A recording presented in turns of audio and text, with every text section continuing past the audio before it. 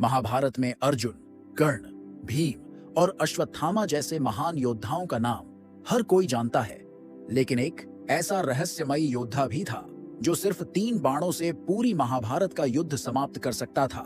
उसका नाम था बर्बरीक, जो भीम का पोता और घटोत्कच का पुत्र था। बर्बरीक की माता कामकंटकटा नागवंश की राजकुमारी थी, जिससे वह आधा राक्षस और आधा मानव कहलाया। बचपन से ही उसमें युद्ध कला का अद्भुत कौशल था, जो उसने अपनी मां से सीखा।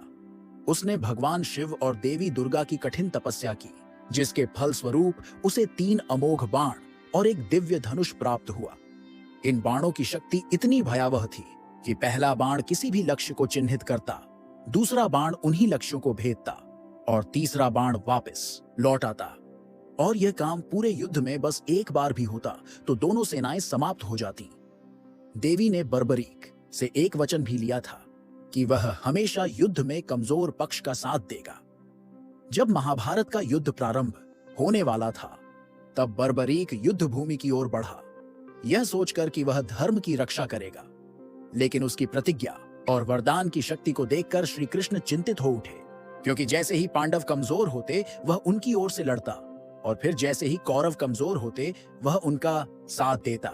इस तरह वह अकेला बच जाता और युद्ध का उद्देश्य समाप्त हो जाता। इसलिए श्री कृष्ण ने उससे उसका सिर मांगा। बर्बरीक, जो स्वयं को श्री कृष्ण का शिष्य मानता था, बिना एक पल सोचे मुस्कुराते हुए अपना शीश काटकर भेंट कर देता है और सिर्फ एक विनती करता है कि वह संपूर्ण महाभारत का युद्ध देखना चाहता है। श्री कृष्ण उसकी यह इच्छा भी पूर्ण करते हैं और उसका सिर एक ऊंची पहाड़ी पर स्थापित कर देते हैं, जहां से उसने पूरा युद्ध देखा।